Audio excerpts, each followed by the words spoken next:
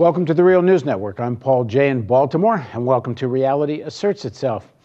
Our guest is David Swanson, a man who's made his mission making an end to war. He now joins us in the studio in Baltimore. David's the author of many books, including War is a Lie, When the World Outlawed War, War No More. Swanson hosts the weekly syndicated radio show Talk Nation Radio. He ran Dennis Kucinich's 2004 presidential campaign. He blogs at davidswanson.org and warisacrime.org and works as a campaign coordinator for the online activist organization rootsaction.org. And he's Secretary of Peace for the Green Party Shadow Cabinet. Thanks for joining us. Great to be here. So, as most of you know, usually, not always, but usually, we start our interviews with a bit of a personal backstory of a person, a little bit more of why they think what they think, and then we get to what they think. So, David, tell us a little bit about the household you grew up in terms of, was it a political household? Did you live and breathe war, peace, politics? Did you grow up in that kind of house? No, I didn't grow up in a military family or an anti-military family or a particularly activist family. My parents usually voted for liberal Democrats. I can remember them supporting Jesse Jackson. I grew up in a very militarized area, as of course the entire nation is. Your American identity, it's all about pride and how powerful the United States is and bombs bursting in air and all that. I mean, that's supposed to be who you are. Well, that's Baltimore, the bombs bursting in air. The rest of us, have to live through that at baseball games. Come on, you go to school, you put your hand, I pledge allegiance to the flag. Yeah. So if you weren't that, why not? Because from very young, if you told me to put my hand and pledge something, I would not put my hand and I would not pledge that thing. And to this day, I'm to a fault doing the opposite of what someone instructs me to do. But also because I wasn't raised in an environment where I was told about the glories of war and the benefits of being powerful and so forth. I was raised like every child the world around to think that you should use words rather than fists, that violence is backward and barbaric, that you should talk with your friends, not punch them, not kick them. But the American culture and schooling is that's true on one-to-one relations, but when it comes to America's role in the world, you go off fighting for freedom in the American way. Right, but it's schizophrenic unless you've put that contradiction in the back of your head and learned to live with it. You're told not to kill. Have not most people done that? Many people to varying degrees. So I'm asking, why not you? Like, don't you go to school and get taught all this? Not so much. I mean, to some extent, yes. And I look back even at history books that I had in elementary school, and they're horrible. They're awful. These are not the history books that I would want my kids to have in their schools. But I did not grow up celebrating war. I did not grow up thinking that it was good to kill people.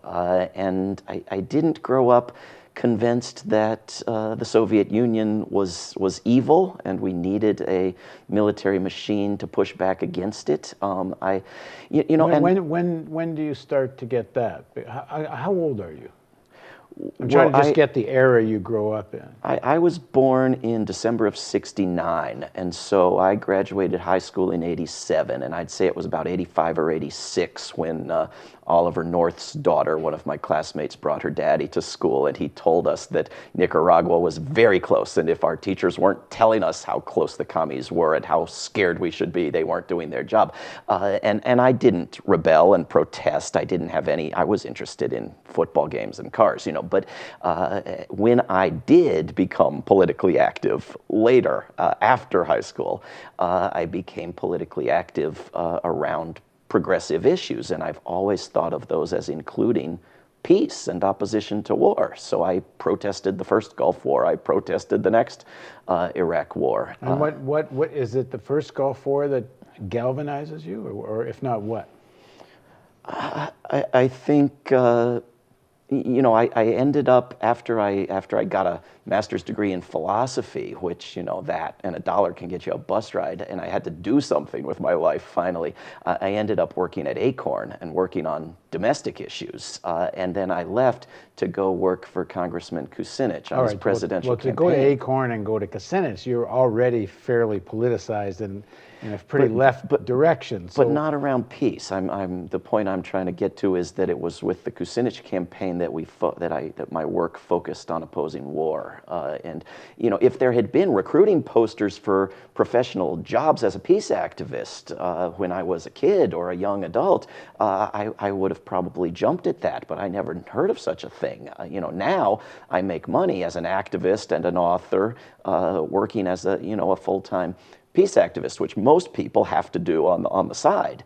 But I had no idea there was such a thing. And to a great extent, there isn't. The jobs are in the military. But you're saying it's mostly cars and, did you say football? And, yeah. So you're not very political through your teenage years. When do you start to be, and why? Well, after high school, having not a clue what I wanted to do, You can't just go right to Acorn. You got to have some political social consciousness to want to work at Acorn and for them to want you. I assume everybody knows what Acorn is, maybe not. So why don't you give us a real fast 2 sentences on Acorn? Acorn was the Association of Community Organizations for Reform Now that lasted from 1970 up until a few years after I left it, when it was destroyed by a Republican and Fox News stunt as punishment for registering poor people to vote. And it was a community organization that low-income members in low-income neighborhoods that worked on local, state, national issues and was quite effective.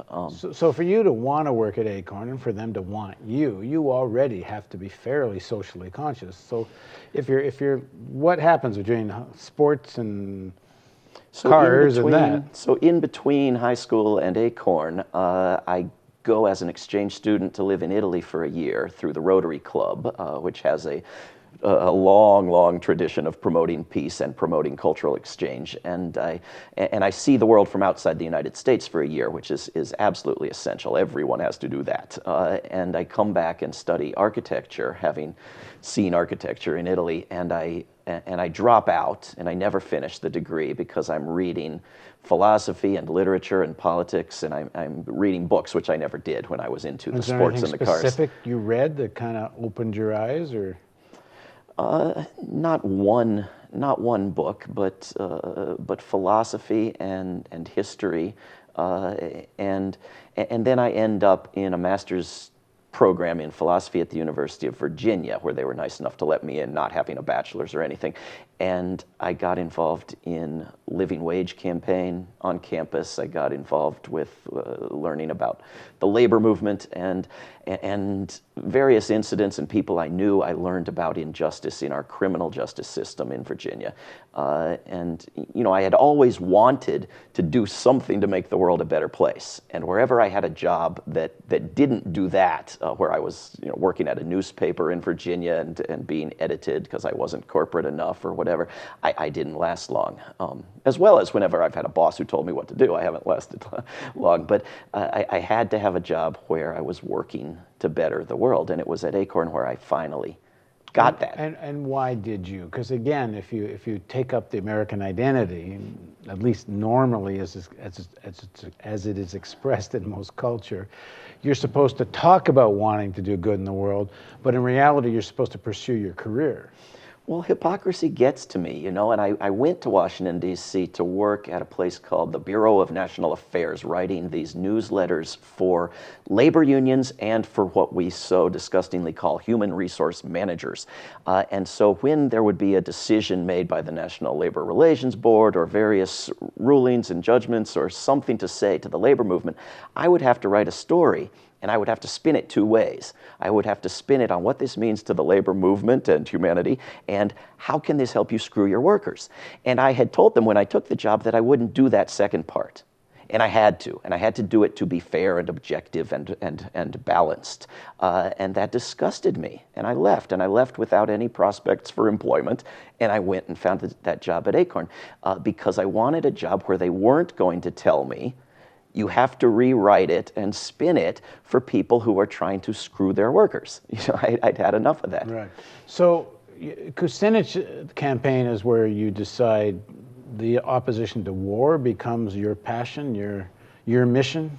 Yeah, I mean, when I worked at Acorn, it's not that we were pro-war, it's that we were working on living wage and predatory lending and other issues primarily. And I was going to the big anti-war marches during the build-up to the war in Iraq. And we had a big one that went right down 8th Street Southeast in Washington to the Navy Yard, right in front of the windows of the Acorn office, as well as the huge one in New York and so forth. I was anti-war, but I wasn't working on it day and night, and I didn't have a conception that there was a way I could. But when I worked on the Kucinich campaign, where I was the press secretary, actually, not the campaign manager, we worked on healthcare and trade and war, and 90% war. I mean, this is what we talked about. We're going to end this war, and we're going to end war as an institution. The Iraq War, the war in Afghanistan, the current war making of the United States, and the war preparations, the expectation of the next war, as it's always so casually talked about in the U.S. media, the next war, how are we preparing, what will it look like, as if it must be. We're going to end that. That was actually how we talked in the Kucinich campaign. So after Kucinich, you kind of go on your own, in a sense. You start writing, and the books you take up have more or less the same theme, although I should back up one step in your evolution before all these books, is that you're in on creating a website called After Downing Street and the Downing Street Memo. Mm-hmm. And this is obviously also a big part of your anti-war campaign. But what was that as a point in your life, and why did that become so important?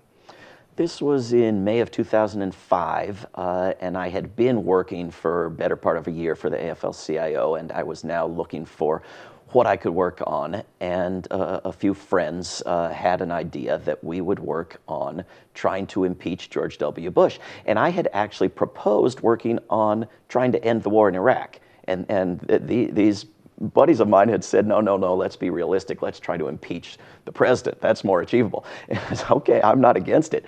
So, and this... What year is this? May 1st, 2005, the Downing Street Memo, this official British record of a meeting that had taken place at number 10 Downing Street, the Prime Minister's residence and office of his top cabinet, including his top intelligence officer, just back from a lengthy meeting with George Tenet at the CIA, reporting to Tony Blair and gang on what the U.S.'s actual unstated secret position is on Iraq, and that it is that they are going to have the war and they are going to lie to get it. And this was, a lot of us knew this, many suspected this, but this was a sort of an authoritative official document, and it was huge news. In the United Kingdom. It was huge news everywhere except in the United States, as tends to happen, initially in the United Kingdom, but just spread. I mean, it was a big front page story around Europe and Asia and everywhere. And we wanted it in the U.S. media. And so we created this campaign, this populist campaign of mass emailing, phone calling, radio show calling, letter to the editor writing, protests, dramatizing, staging reenactments of the Downing Street meeting in the lobbies of media outlets, until after weeks of this harassment, they started talking about it. And their first ever mentions of the thing were always of the famous Downing Street Memo, which was not famous to their viewers. And there were lengthy editorials in the USA Today and the other big papers explaining why they were so late to cover it. And because everybody knew they lied us into this war. That's not news. And at the same time, and contradictorily, this can't be real. This guy just picked this up at a cocktail party. He didn't necessarily get it from George Tenet. Come on, And so it then was forced into the media for a while, and you had these media analysts pointing out that this was sort of a Supreme Court overruling the media, that this was, people could force something into the media. But that pressure that made that happen came from the fact that the Democrats were in the minority and pretending to give a damn and talking as if they would actually try to end the wars and impeach the president if they were handed the majority, if John Conyers was made chair of the Judiciary Committee. And of course, that was a pile of nonsense, and then once they got the majority, the war was escalated. And so as additional pieces of information came out over the months and years, many of them stronger than the Downing Street memo.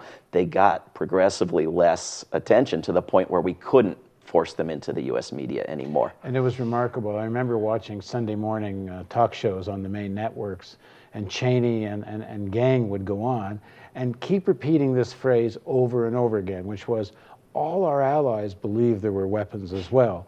All the intelligence agencies believe there were weapons in Iraq as well. And all someone had to do as a host say, well, what about the Downing Street memo? Which was a real thing. It wasn't like some marginal theory that someone had dreamed up. It was all over the British press. Right.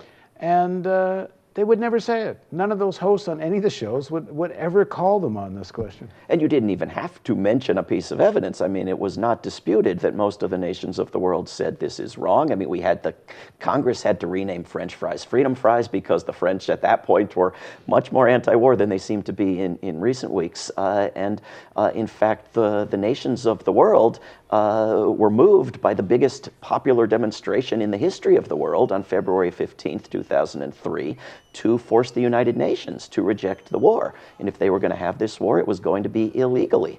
That was a significant accomplishment, and it helped build an anti-war culture that in fact grew under the radar to the point where earlier this year, 2013, the people of the United States said no to missiles into Syria and were heard. And you had, in the summer of 2013, Congress members on both parties, both houses, saying, this is the issue we've heard from more people than anything ever before in history, more passionately than ever before, and more one-sided than ever before. I mean, this outdid opposition to the bank bailouts or anything. And they listened, and they were forced to say no. Raytheon's stock was through the roof, the missiles were ready to go, and they didn't go. Right. And that was built up over all that decade of educating people about the lies about wars. Okay. In the next segment of our interview with David, we're going to talk about his book, War No More. Please join us for the continuation of this series of Reality Asserts Itself on the Real News Network.